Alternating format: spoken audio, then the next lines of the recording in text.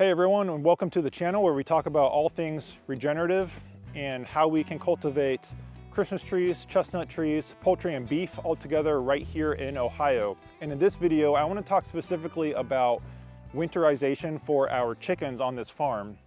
And the process is going to obviously be quite different in the winter months versus the summer months.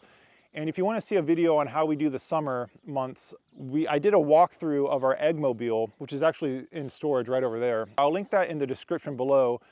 And that's a good video where we show the whole process of our summer routine and everything like that.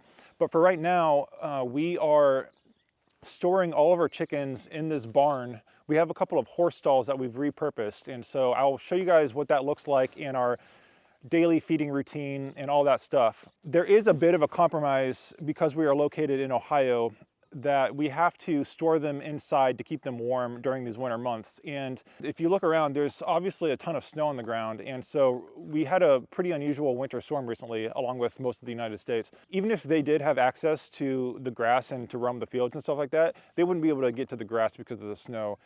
So either way, you're gonna have times during the winter where they're gonna have to be inside regardless of the situation. So I would say that we're in stage one of our hen egg operation, because right now we have to utilize what we have on hand. And in this case, it's a little bit of space in the barn.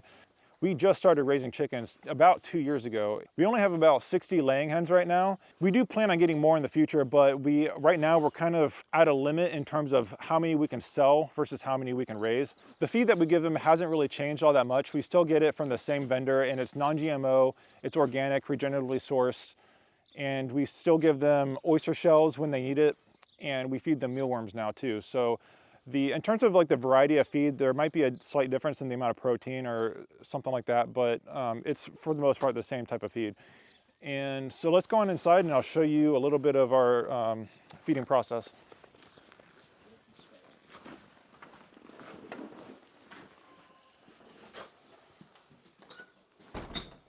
So this is our watering system, and right now, because of the cold temperatures, it's a little different than what we usually do. What we usually do is we have these 5-gallon Lowe's buckets, and we fill that up with this well water, and then we carry it out there, and we have to refill it less frequently. But right now, because of the cold temperatures, I'm filling this bucket up, and we are carrying it out to the stalls pretty frequently, and we're filling up these rubber bowls that are in the stalls, and we're just doing that repeatedly because we don't have water heaters right now. We actually do have a water heater, but we stopped using it because someone, I'm not going to name names, almost burned the place down. So we've stopped using water heaters for now until we figure that out.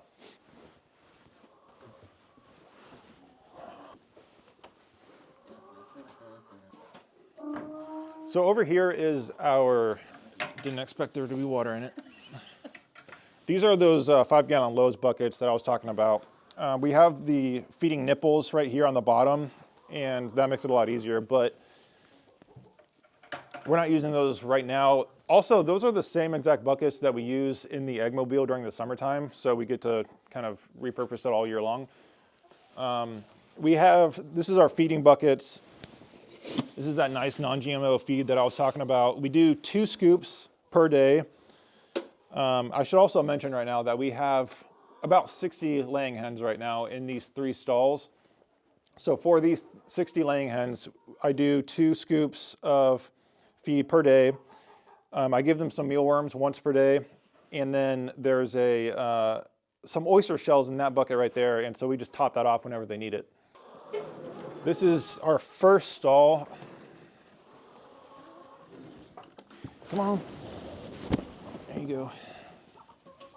So there is a nice thick layer of wood chips on the ground, which helps for insulation. And once spring comes around, there's going to be a ton of poop in here, and we'll be able to repurpose this and use it as compost and take all this out.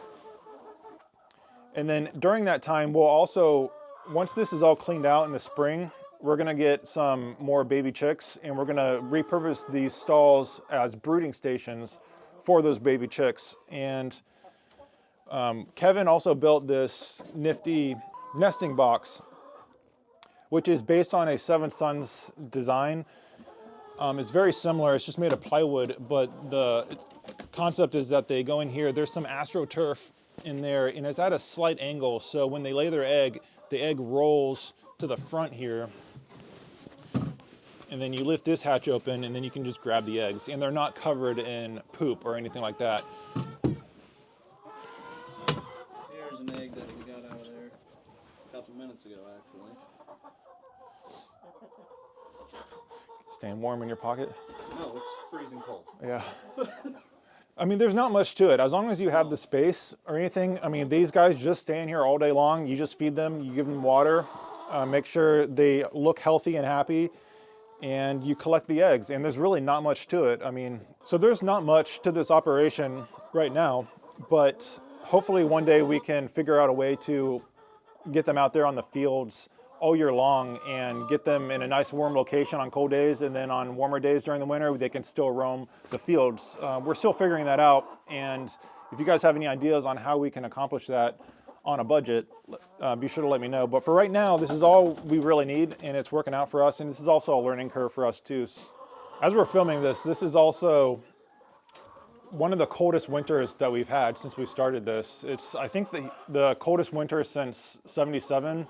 I think the hardest part of this whole thing is just trying to make sure that the water doesn't freeze. This is another stall. I mean, it's basically the same thing, but we just have 25 more in here.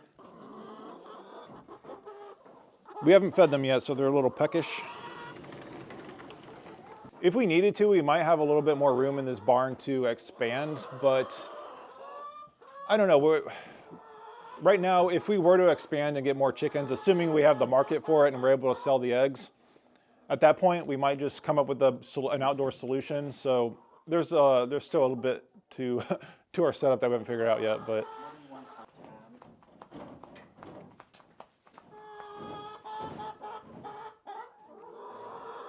right now, we are thinking about experimenting with some broilers, so some male meat birds come springtime. So we might raise those baby chicks in these stalls once we convert that to a breeding station. And then we're gonna put those guys in the chicken tractors out in the field once it warms up. And so we'll have that going. Once they're big enough, then we're gonna try our take at eviscerating them. We've tried that once before, and so we are somewhat familiar with it, but we wanna do a test batch first for ourselves. So we'll keep the meat for ourselves and we're not gonna sell it yet. And then once we feel comfortable with it, then we're gonna do another batch and hopefully sell that batch for the first time. And so I'll probably do a video on that topic as well, so stay tuned for that.